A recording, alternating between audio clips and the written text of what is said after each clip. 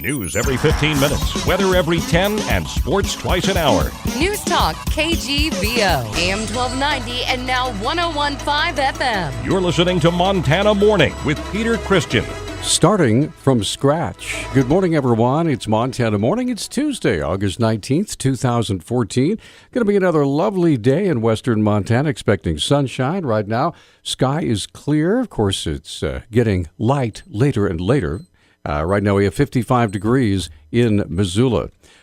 And our newscast this morning is sponsored by Dr. Troy Doxey, the friendly team at Chiropractic Works, where they're dedicated to your chiropractic solutions. Democratic U.S. Senate candidate Amanda Curtis will not benefit from the $713,000 that were left in Senator John Walsh's campaign bank account. Walsh can only give the legal limit of $2,000 to the Butte candidate's new campaign. The Bozeman Daily Chronicle reports that Walsh can donate the money to charity, multi-candidate committees, or transfer it to local, state, or national parties. Walsh's donors also can ask for a refund since he dropped out of the race over plagiarism allegations that he said had become too much of a distraction. That means Curtis will have to start from scratch in raising funds for the race against Republican Congressman Steve Daines and the $1.7 million he has in his campaign account. She can also ask Walsh donors to give to her campaign. Speaking of Congressman Daines, he was in Missoula yesterday to talk to representatives of the Montana Wood Products Association about reducing federal regulations to provide more access to timber.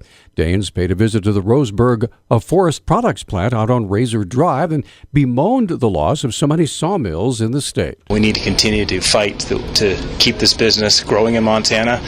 When I was growing up in Bozeman, we had 30 sawmills in the state of Montana. Today we're down to 11. And we need to turn around the timber industry and our wood products industry and keep these jobs growing in Montana. Daines says much of the timber on federal lands is locked up and is dead and ready to burn. It starts with the source in terms of getting more timber products here. One of the challenges our sawmills and our wood product industry faces is the lack of timber. And here in Montana, we stare at our hillsides and we see dead standing timber there on our federal forests and an inability to harvest them. Daines acknowledged the introduction of Amanda Curtis into the Senate race by saying it would simply stay on message of creating more jobs and trying to promote less government. Cascade County Sheriff's deputy who was killed in the line of duty last Thursday near Great Falls spent his childhood here in Missoula and was educated at the Foursquare Christian School. Ministry Coordinator Ken Wise says Joseph Dunn came to the school as a kindergartner. Joe was a quiet young man in the years that he was with us in school. He was with us for 10 years, started school basically in kindergarten, first grade, and left in his sophomore year. Wise says Dunn's mother still lives in Missoula and attends the Foursquare Church. He says the qualities that Dunn showed as a young child were apparent even after he became a Marine, worked for a time at the Missoula County Detention Center, and became a Cascade County Sheriff's deputy. In my mind, he would stand out as a quality individual of high character, honesty, integrity, again, just loving, caring, wanting to serve. That would be the things that I would want people to know about Joe. The 33-year-old Dunn it was survived by a wife and two small children. His funeral will be Thursday in Great Falls. And in a related story, bail was set at $2 million yesterday for the 40-year-old Great Falls man suspected of killing the Cascade County Sheriff's deputy during a chase. Adam Sanchez Jr. has not been charged in the August 14th death of Deputy Joe Dunn. The Great Falls Tribune reports Sanchez made an initial court appearance Saturday at his room at Venipus Healthcare, where District Judge Greg Pinsky also ordered that Sanchez be booked into the Choteau County Jail in Fort Benton upon his release from the hospital.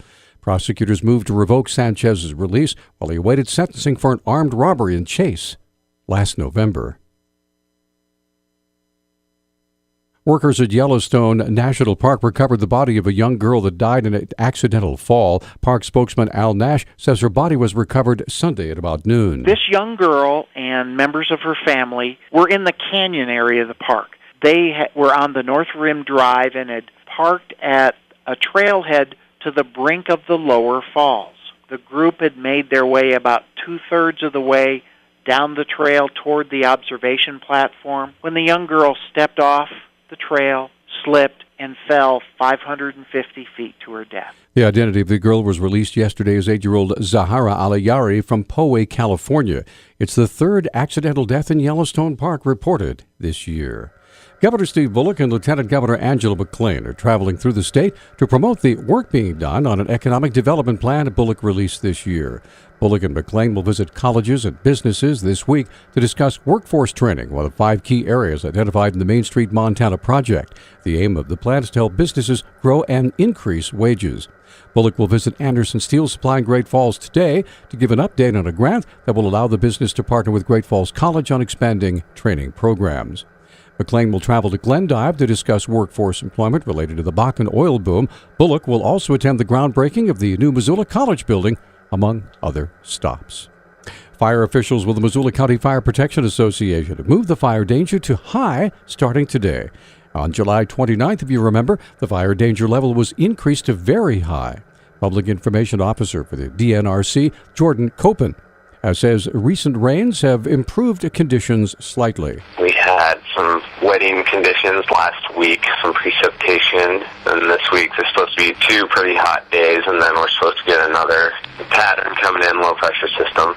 So we decided to go to high fire danger. Despite the improvement in the fire danger level, Copen says Stage 1 restrictions are still in place. All the restrictions are still in place, and there are no campfires allowed, and all open burning is closed down. The largest fire in western Montana is currently the Thompson River Complex at over 1,600 acres. A couple of dog stories for you. Billings authorities say a police dog escaped from an officer's home and bit a woman. Police Lieutenant Kevin Iflin told the Billings Gazette Monday the woman was bitten on the chin August 11th. He says the woman was taken to a hospital for treatment, but the extent of her injuries is not clear. Iflin said the Belgian Malinois escaped from Officer Brett Becker's home along with a family dog. The review will be continued on that. Dyer's Woad is an invasive plant found in 5 Montana locations, one of which Missoula's iconic Mount Sentinel. University of Montana Natural Areas Specialist Marilyn Marler says she doesn't want Dyer's Woad to become the next spotted knapweed, so she's getting some 4-footed help from weed-sniffing dogs. We have been working with a nonprofit that trains dogs to find difficult things in the environment, and they've trained some search dogs to find this plant by scent, and they've done a fantastic job. Marler says there's no comparison between humans and dogs when it comes to finding these invasive weeds. We did comparisons between a person searching on their own versus using a search dog to find the plants, and the person who was looking without help from a dog was missing consistently 40% of the plants. The Mount Sentinel work is funded by the Missoula County Weed District, the City of Missoula, the Montana Noxious Weed Trust Fund, and the Pleiades Foundation of Missoula.